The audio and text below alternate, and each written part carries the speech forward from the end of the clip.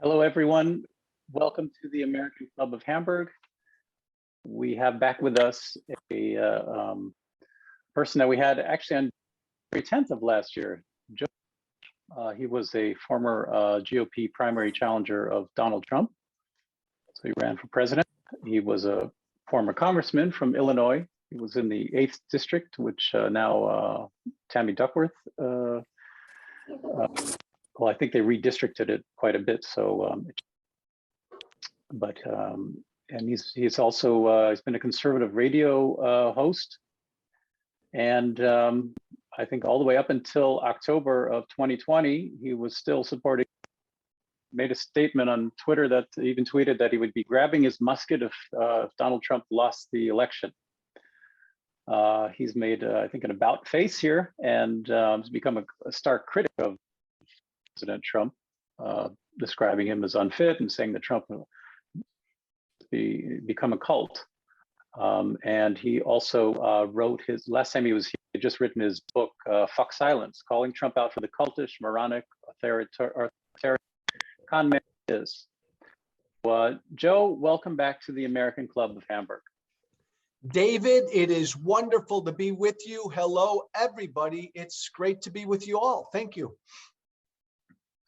So what's happened in the last year? Have you started another book, or did you start another? I think when you were here last, you said you were thinking about well, you were leaving the Republican Party and maybe even starting a party, or what's happened?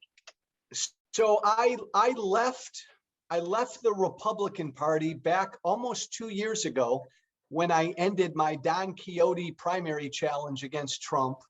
I said at the time 2 years ago that the Republican Party has become an authoritarian embracing cult. It's much worse 2 years later. And Donald Trump's hold on the party now is even stronger than it was 2 years ago, which is hard to imagine, considering we're just a year removed from an insurrection that he incited. Yeah, it's really, it's amazing to be viewing it here from Europe, because you just would think that that would be it after he lost the election, and obviously relitigating it every day, and yet we also wonder, where's the justice, because we know what's happening in the case being brought against him with his influence on Raffensperger, and the cases in the Southern District of New York, and also with Letitia James, and you just wonder, how long will this drag out? And if it drags out until the midterms and the Democrats no longer hold the House and Senate, will justice ever be served? Well, the smart money is on the fact that the Republicans will take back the House this year. And the January 6th Congressional Committee, I think, knows that, which is why they'll try to wrap their work up by this summer at the latest, because the Republicans will get rid of that committee if they are in charge. But as you mentioned, David, look, there are a number of different legal fronts going after, in my mind, the traitor, the treasonous one who was our president. And I think there's a decent chance that he will be indicted on one or two of these legal avenues. Whether that will prevent him from running for president again, who knows? It's also very concerning to see the people talking about running now for the here in the midterm for various positions. I think I was reading that in 15 swing states, 13 of the 15 swing state secretaries of state have denied that Biden has won the election, and you just wonder how that will be for the next election with those people in power, and also that January 6th, there were 57 insurrectionists that are candidates for the next election. What do we have in store here? David, and everybody listening, and I hope everybody is doing well. Look, this is a scary, scary time. I think I said that a year ago. It's even scarier now in America. We have two major political parties. One of our two major political parties is a truth denying, I would say, democracy hating cult. That's an amazing thing to say. To be a viable Republican today, you cannot say Joe Biden won fair and square. To be a viable Republican today, you can't say the vaccines work. To be a viable Republican today, you cannot oppose Donald Trump. And to be a viable Republican today, you have to look back on January 6th and say that was almost a patriotic day. That's how lost the Republican Party is right now. And I don't see it changing anytime soon. Do you see any defections from the party? I mean, what's going to happen with Liz Cheney or people like that? Will they carry any towards? Yeah, David, Liz Cheney won't win. She can't win. The only way Liz Cheney would win in the state of Wyoming is if she's running against 10 other candidates. But the opposition to Cheney is coalescing around one candidate, and Liz Cheney's going to lose. I think she knows it. A very good friend of mine who I got elected with, Adam Kinzinger from Illinois, he's done right now with politics because he knows he can't win. If you oppose Donald Trump, as I do, there is no way on God's green earth you have a future in the Republican Party right now. And most smart people know that. Will Kinzinger or Cheney or will any of these rhinos, do you think any of them will defect and join the Democrats? So since we last talked a year ago, I'm not alone. There are a number of disaffected conservatives and Republicans like me, and we're sort of hanging in limbo right now. Many of us have joined the Democratic Party. I have not. Some haven't left the Republican Party yet, but they know they're going to. But most of us, David, are independents right now, working with the Democrats, not joining the party, but working with the Democrats to oppose the Republicans. I think what we're going to see, and I know I mentioned this a year ago, there's going to be another party in this country. I mean, this can't stand. Most Americans are not Trumpists, and the Democratic Party in America is moving left. Most Americans aren't on the left. So eventually all of these Americans, center left to center right, they need a home. I think that's going to happen sooner than we think. A question here from Karen. What face? Because you said that Trump insupportable before a long time, and actually broke the straw on the camel's back. For me, David, for me? Yes, for you. Yes. Oh, yeah. So again, remember, I'm an unusual animal because I come from Trump world.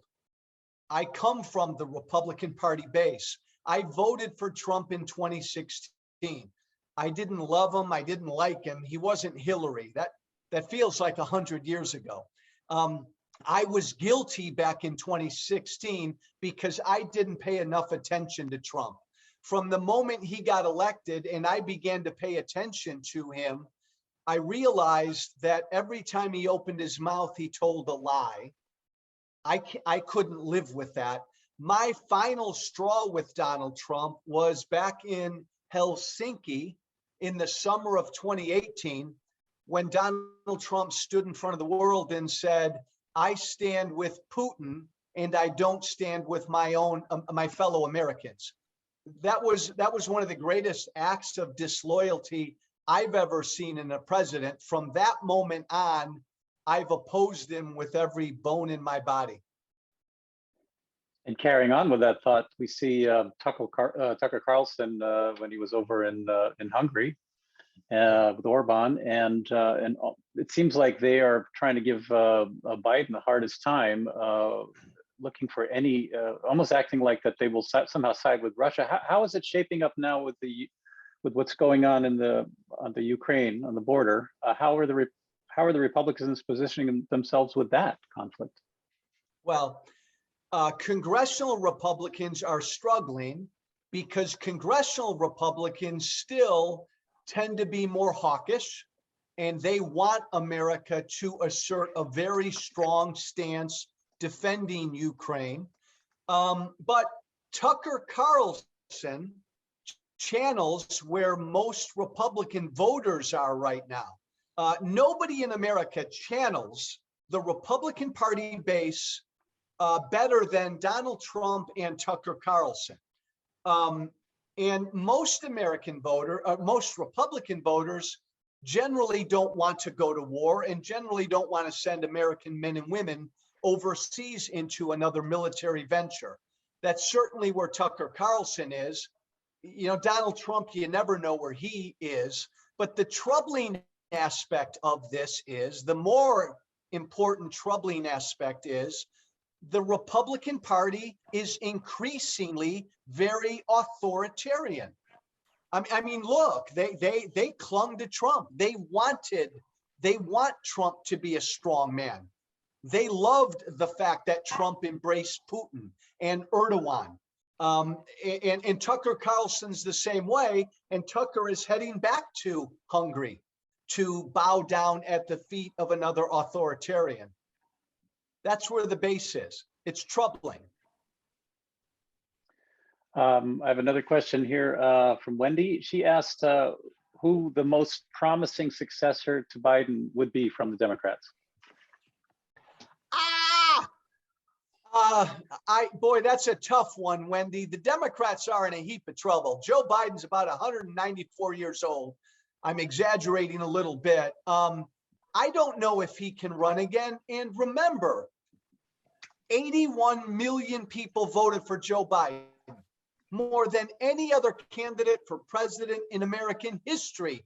But those 81 million people, most of them didn't vote for Joe Biden. They voted against Donald Trump.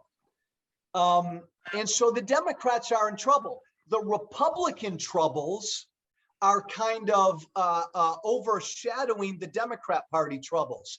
If Biden cannot run, Wendy, I don't know who the Democrats put up. Right now, I do not see a Democratic candidate. Oh, this is scary to say. I can't see a Democratic candidate right now that can beat Donald Trump. That's troubling. Okay, we have a question from Reiner. Reiner, do you want to put your mic on and ask the question yourself? Yes, I put the mic on. Joe, yeah, we will get probably a pretty German question, yeah, because we are watching from outside into this. Yeah, and my question is, what do you see when you're saying, okay, the influence of the Republicans, as you explained, is not the way the Republicans, so that's my translation, it's not the way it was many years before, when it was a stable, democratic important part, because that's what we watch out of Germany up to the US about these very strong democratic principles. And to me, the question is the opinion which has been grown, the difficult opinion, we believe it's difficult. What are the influential wings? Yeah, because when we watch it from outside, so it's difficult to sort this out, to understand, is that some very conservative religious areas going up to satanic ideas, then you have people not following any scientific opinions, because there's such a mix in it, yeah. And so I believe within the Republicans, it has to be, I believe it's a fragmented situation, but in which ones are, out of your observation or out of your insight, the most influential wings you see and taking on more and more power, yeah, in order to build the opinion for the entire Republicans. What is your opinion on that? It's a great question, and I am in a unique position to answer, because my answer would go like this. The base of the Republican Party, and when we talk about the base, we're talking about the most active, fervent Republican voters. That's the base. The base of the party has become fully radicalized. I come from the base. How did this come to be? And Reiner, I think we need to understand, we need to look broader. What's happened to the Republican Party is not the cause of anything. It's the symptom of an American political system that has really broken down. Our politics is broken. The two-party system is broken. Most Americans feel no connection to our political system or either party. Pew did a poll this year, and for the first time in 30 years, most Americans identify as independent. They don't identify as either Republican and Democrat. I think the answer, Reiner, is we're living in a very populist moment in America, where average people, regular people, have felt ignored by the political elites, and they want to fight back and punch back. And they found their man in Donald Trump. So when you ask me, what's the most powerful, what are the powerful wings in the Republican Party? The only wing in the Republican Party right now is this nationalist, populist movement wing. That's really the only wing in the party right now. And I'm a free market conservative. There's no place right now in the party for that. I don't know how that will shake out. Thank you. I have a question from Bodo. He's asking about also if there were a third party between the GOP and the Democrats, is it imaginable that Mitt Romney could lead it? He'd certainly be on that team. He's someone who's center right. Again, let me just repeat myself for a moment. The reason the Republican Party got Donald Trump 5 years ago is because for a long time, the Republican Party establishment, the leaders, the elites, they ignored their voters. Life in America was changing. And it's important to remember that when we talk about the Republican Party base, we are primarily talking about middle-aged and older white men and women. And America was changing. America's becoming browner and blacker, and men can marry men and women can marry women. Stuff's been happening the last 20 or 30 years. And the Republican Party base was troubled by all of this. The party establishment ignored the base. Instead of listening to the base and trying to educate them, they ignored them. And so then in 2016, when a demagogue like Donald Trump came along, he said, I hear the base, and I'll build a wall and I'll keep brown and black people out of America. Finally, the base felt, oh my God, somebody finally hears me. Mitt Romney ignored the base for years. So he doesn't have a home in the Republican Party right now. If a centrist party was formed, Mitt Romney would certainly be a big player in a party like that.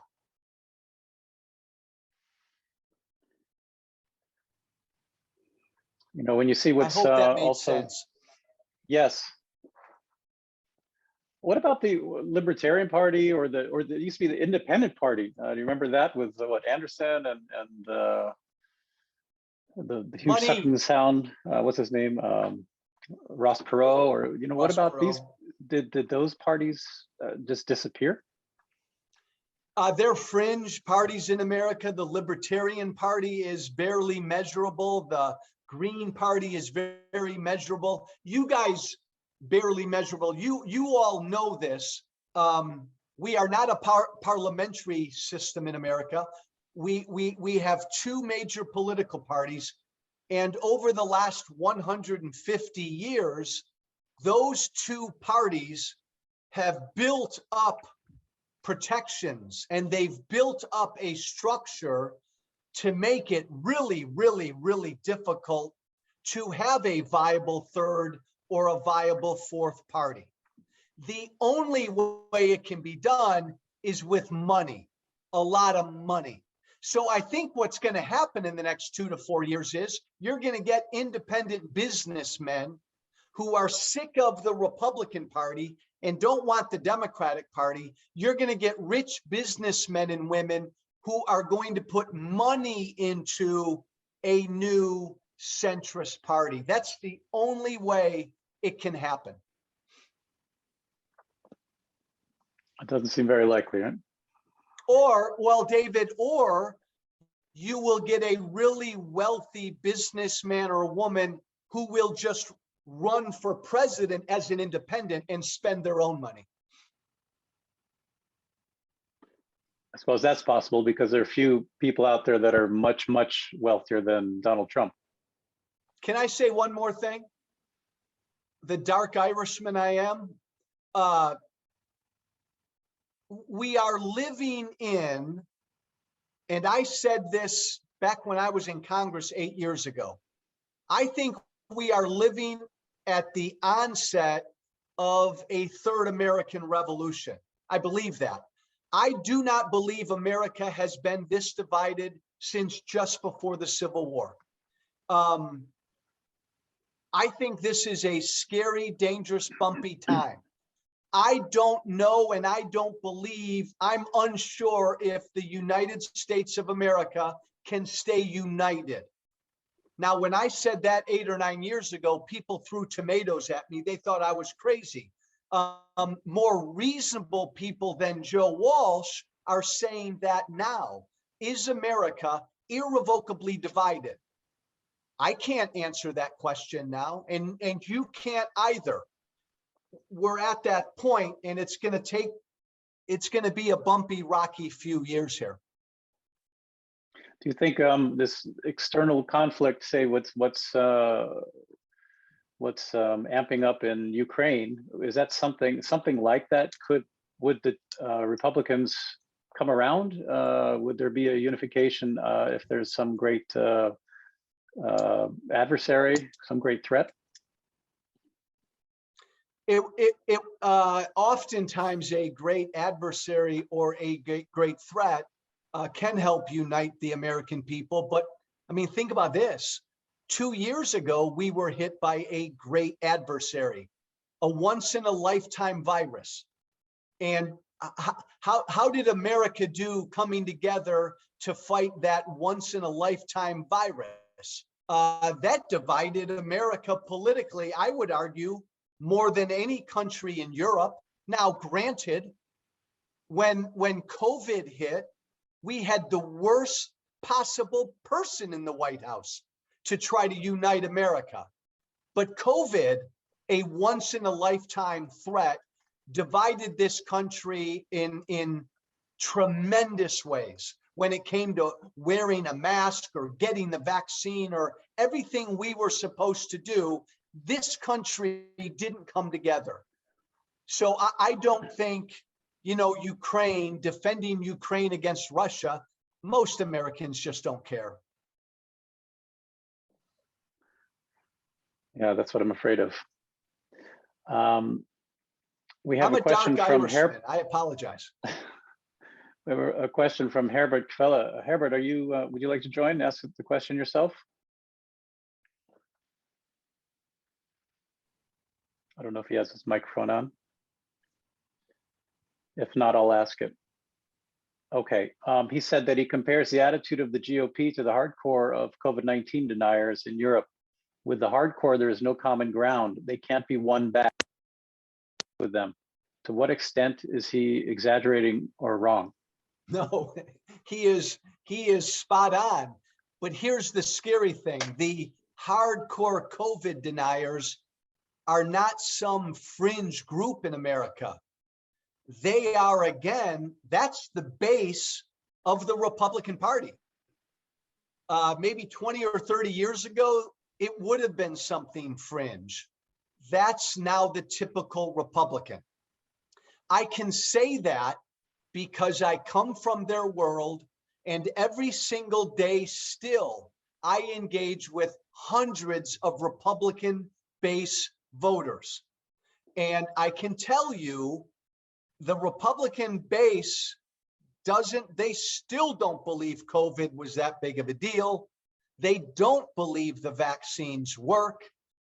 That's not a fringe thing. That's the party right now. And right now it's so, I mean, last year it was just amazing that we had the Democrats actually made a 50-50 tie in the Senate. It didn't seem like it was going to happen. But they're not really using it much to their advantage, because you have Joe Manchin and Kirsten Sinema who are holding out. How do you see, I mean, it's obvious that they are able to raise a lot of funds by doing that, but they're interested in that? Do they think that somehow will help their futures? Again, I'm not a Democrat, but I tend to side with Joe Manchin and Kirsten Sinema. And I often throw this question back on Democrats. Do you want to be a big tent party or don't you? David, I lay a lot of this blame at the feet of Joe Biden. And I voted for Joe Biden. He's the first Democrat I voted for. Joe Biden had an amazing opportunity when he got elected. He could have facilitated a major political realignment in America. The Republican Party is a shrinking national party. It's a bunch of old white men and old white women. All these people in the middle don't have a home. Joe Biden could have governed from the middle and grabbed all those people in the middle, even people like me, and put us in under the Democratic tent, along with his progressives. But instead, he's allowed the progressives to lead him. And that's turned off a lot of people in the middle. He's blown this opportunity. He could still maybe get it back, but Kirsten Sinema and Joe Manchin, they're Democrats. And if you didn't have Joe Manchin in West Virginia, you'd have a Republican senator. If you didn't have Kirsten Sinema in Arizona, you'd have a Republican senator. The Democrats got to grow up. They really do. Do they want to be a big party or not? Yeah, but there's an assault in so many states for voting rights. And you know that the way that the laws are being made now, the cards are really stacked against Democrats to win. And the Voting Rights Act, which they're trying to put through, that will pretty much, by not giving the filibuster exception to that, that's pretty much the death pin in their coffin for the next election. I hear that, and I cannot deny, and I will say it because I've said it before, Republicans are doing everything they can to make it difficult for people to vote in America. Republicans at the state level are also doing everything they can at the state level to rig the way votes are counted and certified. Now, okay, so that's a problem. What do you do about it? Well, I opposed what the Democrats wanted to do with this federal voting rights legislation, because in America, I believe the states are in charge. For our Constitution, the states run and manage the elections. But Democrats got to keep their eyes more on how votes are counted. Look, more people in America voted in a presidential election in 2020 than ever before. If you want to vote in America, damn it, you can vote. no matter what Republicans try to do, we should fight about how Republicans are trying to change the way we count votes. That's the scarier aspect. Yeah, they okay, on to another topic. We just had Chief Justice Breyer stating that he would step down in June. So just in time for the Democrats to try to put a nomination for Supreme Court Justice coming up. How do you see that? And do you think that somehow Mitch McConnell will be able to block that, or with Manchin or Sinema? No, I don't see a fight at all. Justice Breyer is 83. He's retiring. President Biden said he said it again today. He's going to appoint a Black woman. He will appoint a Black woman who judicially is progressive. And I don't think Republicans can or will fight on this at all, because it will not change the makeup of the court. And Republicans really don't have a leg to stand on. So I actually think this process will be very quick and very easy for Joe Biden's nominee. Yeah, because a few of I think there are 2 or 3 candidates right now that they're looking at. So I think that Leandra Kruger, she's on the Supreme Court in California. She was under Neil Katyal. And then this woman Johnson, and also Jim Clyburn also has a pick from South Carolina that he was pushing. And apparently, like Johnson, for example, I think has already been confirmed twice by the Senate in the past. But that doesn't mean that they won't throw something in, that somebody might dissent there. Who knows what the Republicans will do, but I don't think the Republicans will put up much of a fight. Mitch McConnell is one of the strongest party leaders we've ever had in Washington, D.C. I think he's going to pretty much put the word out there to the Republican caucus. Let's just get this over with. Because remember, right now, Republicans are on track to take back the House and probably take back the Senate. They don't want to mess that up at all. So they don't want I don't think they want a big fight over a nominee, especially a nominee who will not change the makeup of the court.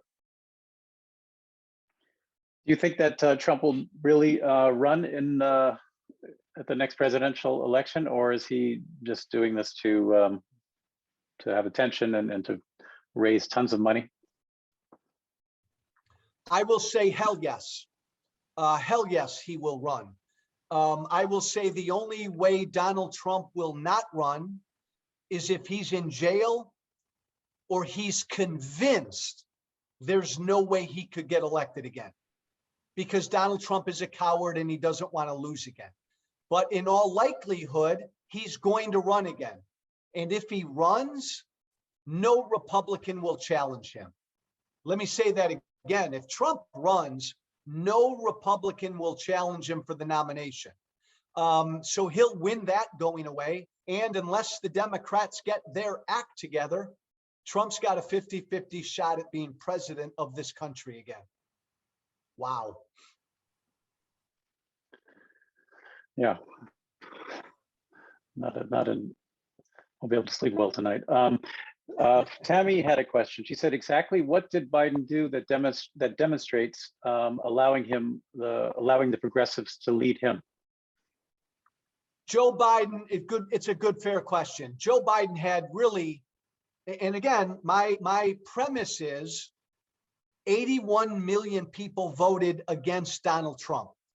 Joe Biden seemed like a good guy, a nice guy, a safe guy, a reasonable guy who can get that asshole, that son of a bitch, out of the White House.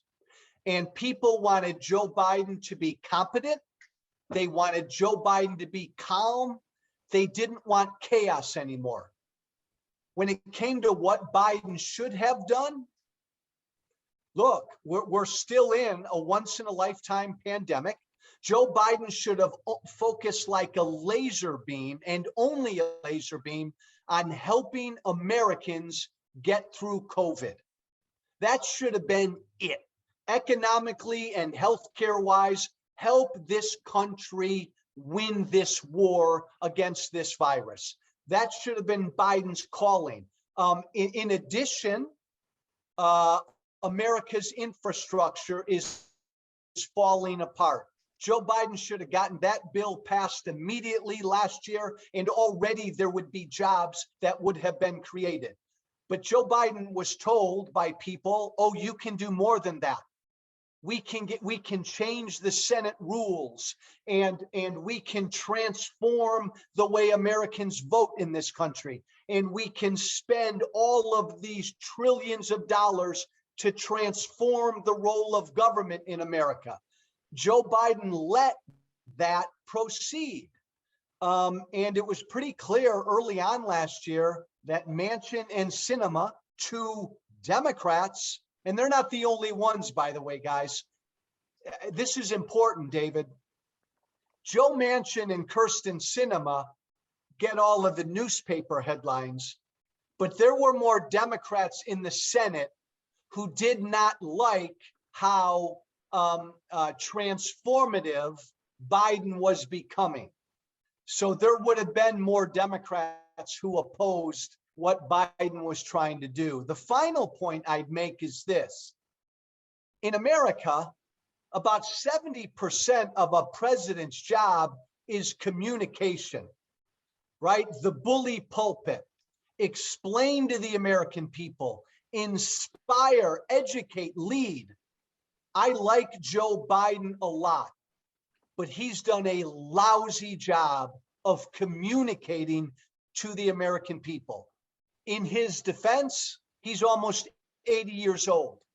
I do not think he's capable of getting in front of the American people once a week and challenging us and telling us what he's trying to do. He just can't communicate like that anymore. So most Americans really don't know what the Democrats are doing.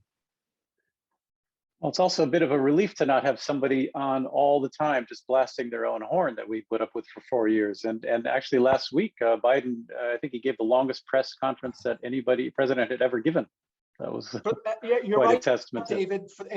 You're right. You're right. Joe Biden did really well last week, but that was his first press conference in how long? Look, I understand that America was sick of having a president in their face every day.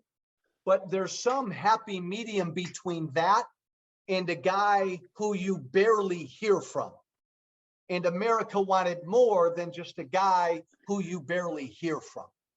How do you think you will feel by the next presidential election? Will you still support the Democratic candidate?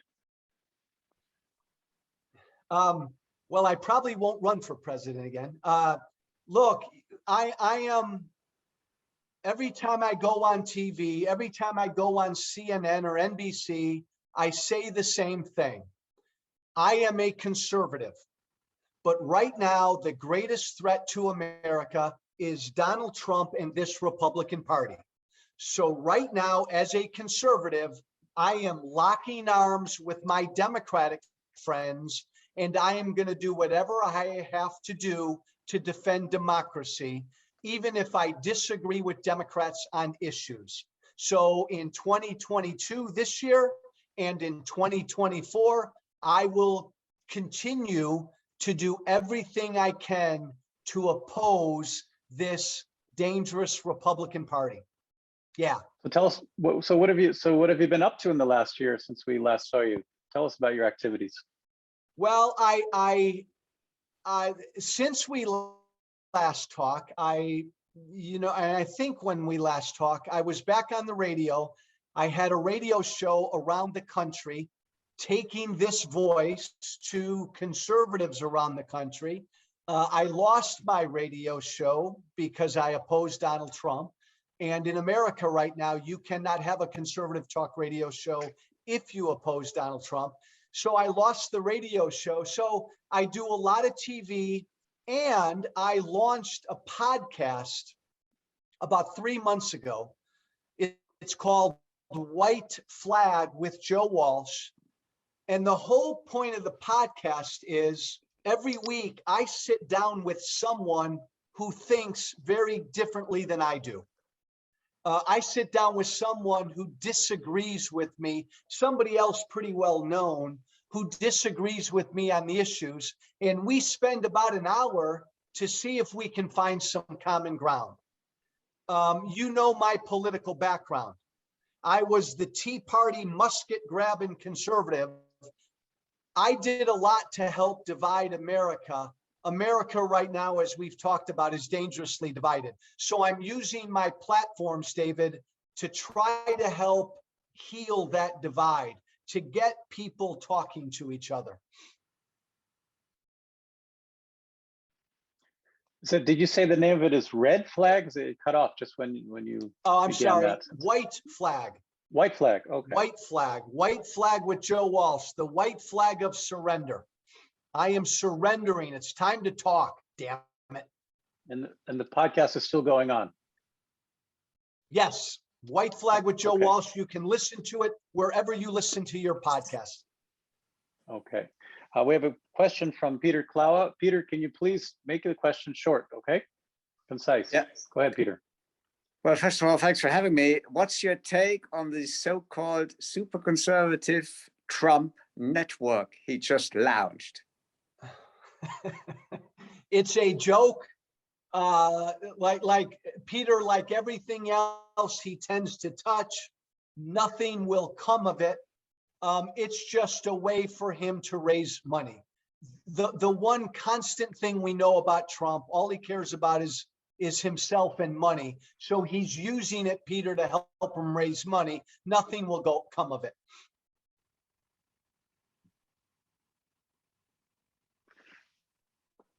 It's so it won't go anywhere. Because that's the one thing you thought that he might be capable of doing is to be able to round up with all the Fox and right-wing media friends he has. You thought he would at least be able to organize that, come up with with conservative media, a successful one. David, he doesn't need to. I mean, look, here we are. It's January 27th, 2022, and we're spending most of this conversation talking about Donald Trump. If you turn on any newscast in America, we talk about Trump. A lot of people thought a year after he's gone, people, especially without Twitter or Facebook, Donald Trump won't be talked about. Bull crap. He's still the major topic of conversation, and that's the way he wants it. He doesn't need these other things. Sean Hannity and Fox News, they will carry his water for as long as he wants them to. What about his when he is long gone? How will his children? Will they carry that torch? Will people follow them the way they've followed the father? No, his boys are idiots, and they don't have the populist demagogic charm that Trump has. I don't think they'll get involved in politics when Trump is gone. They'll do whatever they can to just make money. We have already primaries are starting, coming up soon. What kind of activity do you have? Will you be supporting any candidates there, or what role will you play? Yeah, so I've helped launch a PAC in America. It's called the Center Street PAC, Center Street, and we're trying to get reasonable people elected, grown-ups, Republicans and Democrats. We're running candidates against crazy Marjorie Taylor Greene down in Georgia, or crazy Lauren Boebert in the state of Colorado. We want to get rid of some of these crazies. So we'll support a few Republicans and Democrats who are actually adults and can work across the aisle. Has the PAC already been launched? Have you started fundraising? Yes, on the latter, the PAC publicly will be launched within the next 2 weeks. And David, there are other efforts out there. Again, you know, the American campaign financing system is still kind of like the Wild West. So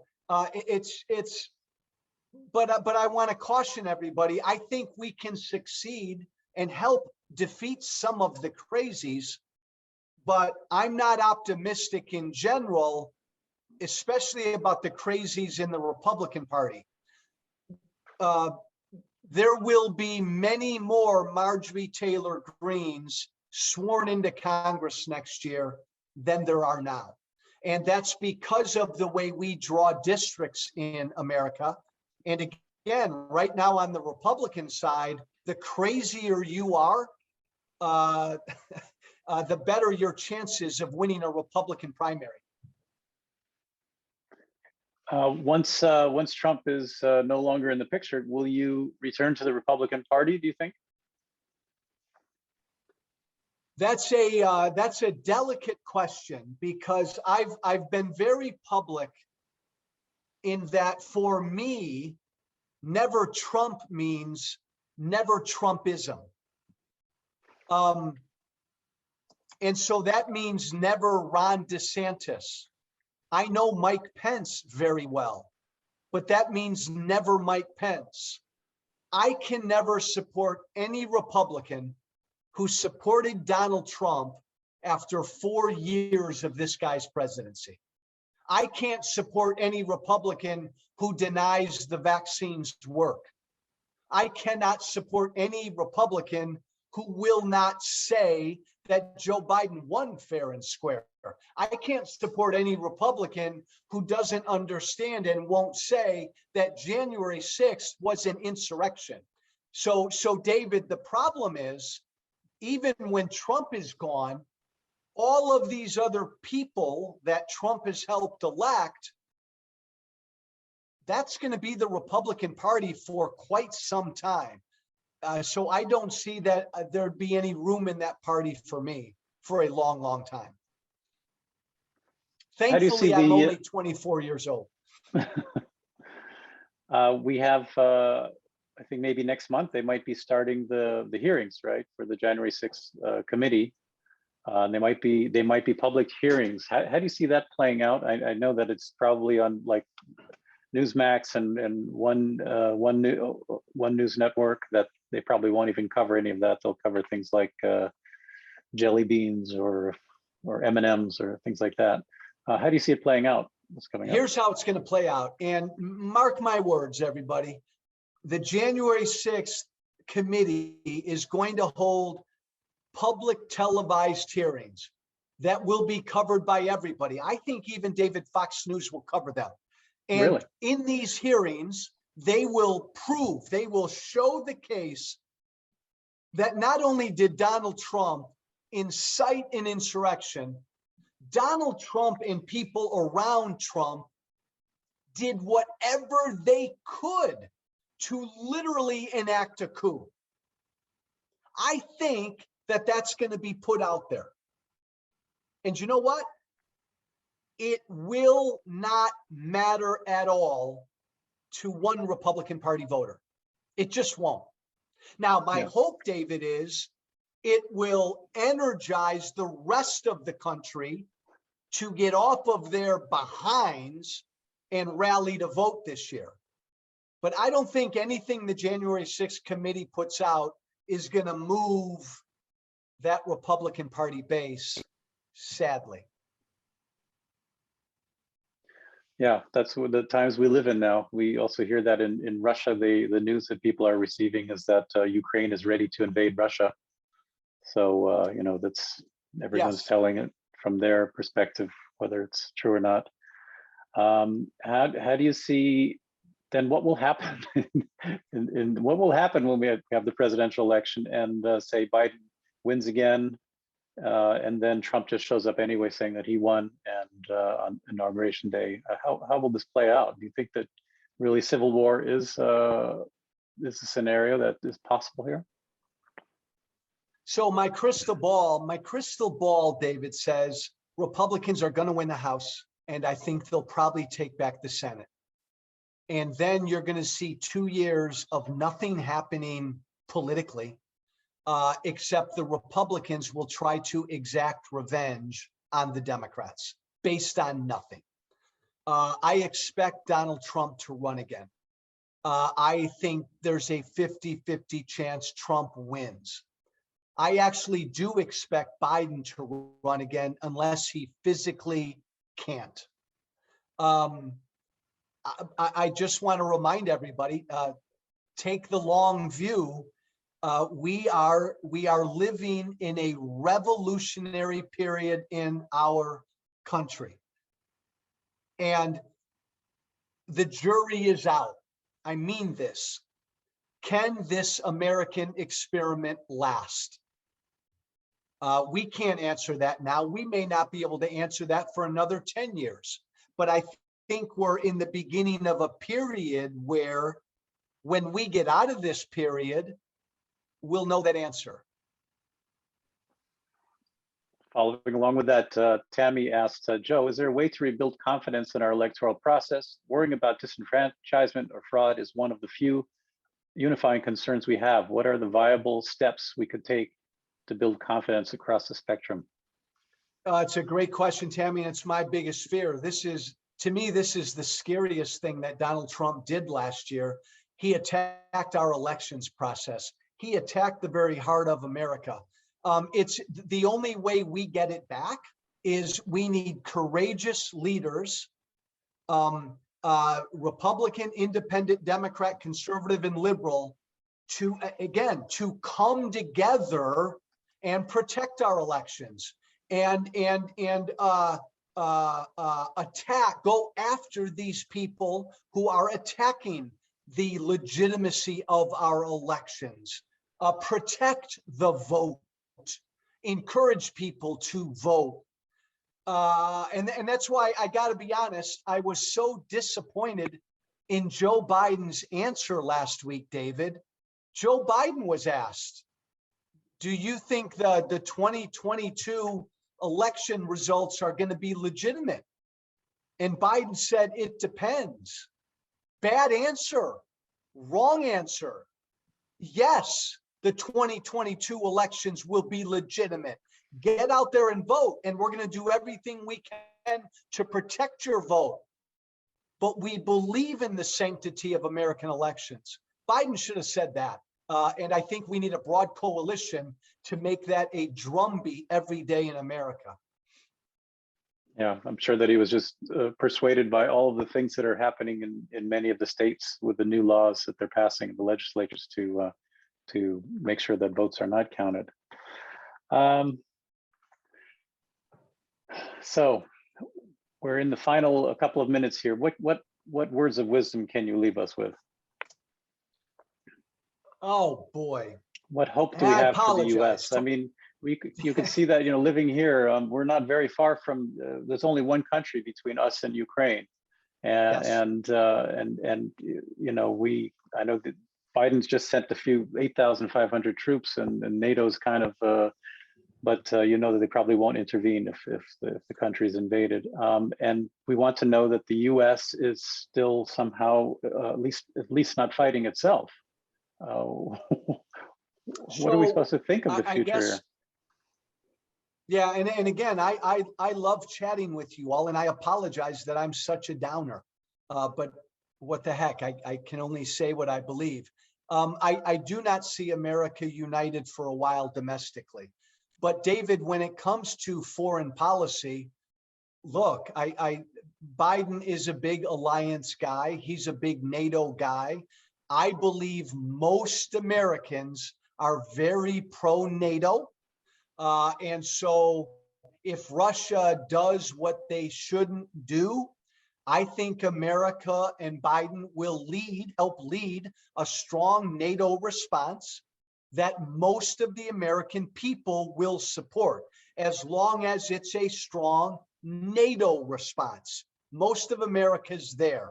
And I think Biden has privately, David, been very strong with Putin. Even if he hasn't conveyed that message ably publicly. Joe, we thank you so much for joining us again here. It's been a year. It was February 10th, the last time you were here. I guess we'll have to see what happens after the midterms and maybe have you back at a future point here. Your podcast, White Flag with Joe Walsh, we put that in the chat for everybody to see, the link to that. So everybody tune in. It's because it's refreshing to, you're basically a conservative, and it's great to hear, your perspective. We don't always get a chance to. So thanks so much for having us, and thanks for having a podcast where you have both sides on as well. Hey, David, thank you. I'm honored to be with you all. Take a long view. Take the long view. America is beginning something right now. Take a long view. This will work out. Thanks. That's what we'll be left with then. This will work out. So everyone, thanks for joining us at the American Club of Hamburg here with Joe Walsh. Have a good evening, everyone. Stay safe.